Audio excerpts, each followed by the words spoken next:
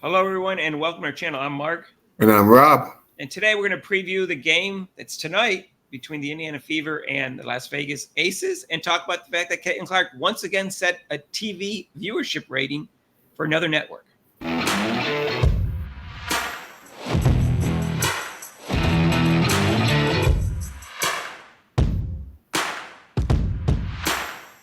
hey, if you haven't subscribed to our channel yet, please do so. Hit the notification bell when you do. If you think Caitlin Clark is the biggest draw in sports, subscribe to our channel. If you like football, subscribe to our channel. And Rob, again, another ratings record for Caitlin Clark for a network. NBA TV, it was like 684,000 or something like that. Doesn't even matter. She's the top four. She has three of them: first, second, and fourth. The third is NBA. In other words, she has two games that are higher rated than the highest rated NBA game on that network, Rob. So you think NBC is like really kind of angry that she wasn't on the Olympic team? I'm sure they're extremely angry. They won't even release the ratings for their third, fourth, and fifth game they played in the Olympics, Rob. That's how embarrassed they are by the low ratings because Caitlin Clark didn't play. Yep. So Ion, she has the record for Ion also, Rob. I think it was the last one she played was a new record for Ion, and that's 1.63 million. And they're playing tonight, and it's a Friday night. It's against the Aces. I think that's going to set another record. I'm not predicting over 2 million, but I have a feeling they're going to top the 1.63. And there's no football game tonight. At least there's no NFL game tonight. Right. But there will be a couple college games. I don't think that's going to be a big factor. So I think, Rob, they're going to set another record tonight for Ion. She set a record for almost every network she's been on so far this year. Yeah, I think Ion is so happy that she came on, that they're broadcasting her games and making them money. They're like, oh my goodness. They realize that she's a gold mine for them. Oh, no, Rob. It's the whole rookie class.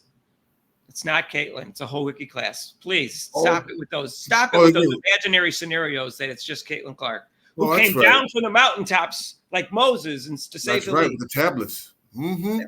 That's right. According to Cindy Bronson. So, anyways. Well, no, Mark. Actually, the WNBA was already popular, so she has nothing to do with it.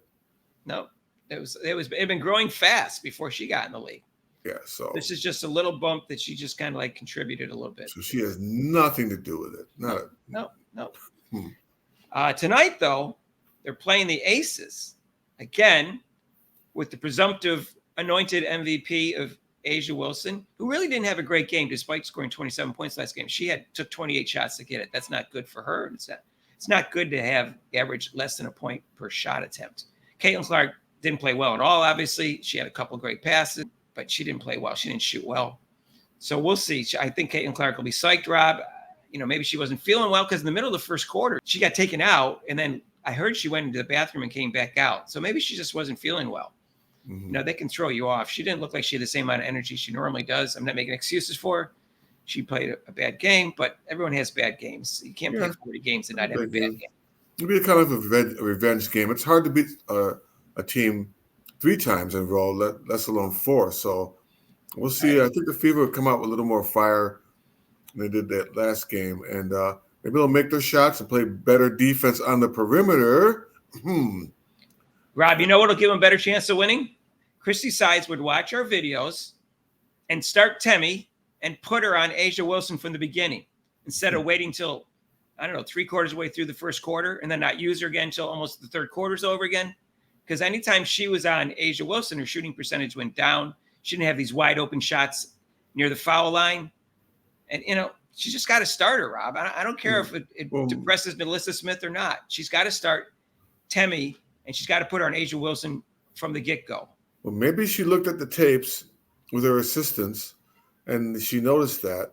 Or she might do like she did last game and still make the great substitution, putting in people who haven't played most of the year, because she's experimenting, getting them ready for the playoff. Right, Rob. Temi's played well the last 2 games, especially 2 games ago. Last game, she had 3 turnovers in only 17 minutes. But other than that, she shot well, and she's making some baskets now. I think her hand's feeling better, and her defense has been great the last 2 weeks. So I really think she deserves to start. she doesn't have to play her 40 minutes, but she deserves to start. And you got to slow down Asia Wilson, because Asia Wilson probably will shoot better than she did last game. Her ankle will probably be a little bit better than it was 2 days before that. Right. And, I don't know. I'm disappointed in the refs last game. I know they're awful in general, but I thought they favored the Aces, and they favored Asia Wilson over poor Leah Boston, who had 6 fouls called and none on Asia Wilson. You can't tell me that that's really what happened in the game, was 6 fouls by her and 0 by her. You just can't convince me that, Rob. Yeah. Yeah, I'm sorry. Yeah. And maybe the Fever would get some calls like McKenna Clark's driving the basket and she got No, Rob, stop with this craziness. You're not going to give her calls. We can't give her calls. That's unfair to the rest of that's unfair to the women who built this league. That's unfair to the women that already exist in this league before she got here, Rob. You can't give her any calls. Even if she gets hacked, that's not fair, Rob. Stop it. I just sent some money out to them, Mark. So maybe that might help to the referees. I gave them a little something, Let me ask you that. So, this is more than one comment, at least in our threads, and I've seen other people's threads. Some people think that these games are fixed because one reason is the refs don't get paid much, so they're easier to buy off.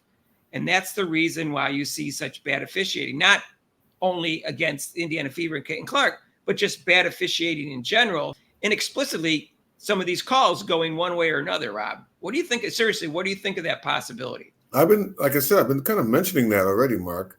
It seems like they have something on the game or they're getting something on the side. You never know.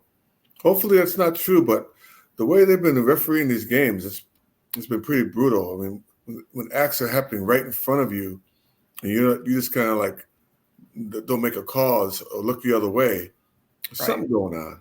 Rob, this has happened in the NBA about 10 years back, and it's happened in college basketball more than once, starting in the 50s. So it's possible. I just don't believe things like that until I see some really hard evidence of it, because I'm not a conspiracy guy. But who knows? Well, they're making you, Mark, like I said. I know.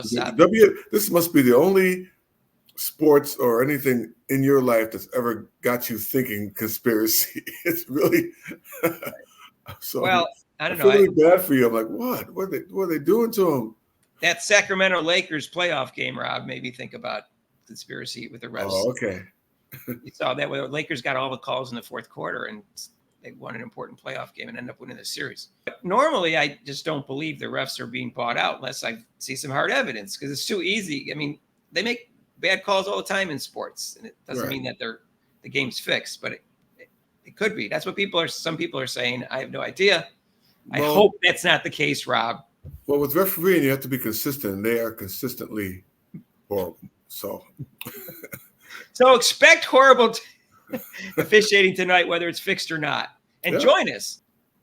It's at 7:30 on ION, and it's going to be there. They only have 3 games left. Our next games, you can join us for that, are going to be Sunday at 3, and then on the 19th, again, it's at 7:30. So join us for that. And our live show is Monday, 6 to 8 Eastern time, except for major holidays, and you can call in for that.